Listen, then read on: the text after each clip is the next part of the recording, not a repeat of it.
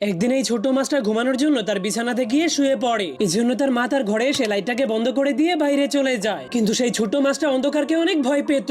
এজন্য সে জলদি করে আবারও লাইটটাকে জ্বালিয়ে দেয়। কিন্তু লাইট জ্বালানোর কারণে তার মা এসে তার উপর অনেক রেগে তাকে গালি দিতে শুরু করে দেয়। এজন্য অসহায় মাছটা বাধ্য হয়ে আবারও লাইটটাকে বন্ধ করে যখনই তার চোখগুলোকে বন্ধ করে তখনই হঠাৎ করে তার পাশ থেকে অনেক ভয়ঙ্কর ভয়ঙ্কর আওয়াজ আসতে শুরু করলে সে প্রচন্ড ভয় পেয়ে যায়। এজন্য সে ডান দিকে তাকালেই দেখতে পায় তার ডান পাশে অনেক ভয়ঙ্কর একটা সমুদ্রের রাক্ষস নড়াচড়া করছে। যার কারণে মাছটা আরো বেশি ভয় পেয়ে জলদি করে লাইটটাকে জ্বালালে দেখতে পায় সেটা তার বন্ধু, যে কিনা শুধুমাত্র অন্ধকারের মধ্যে খেলা করছিল।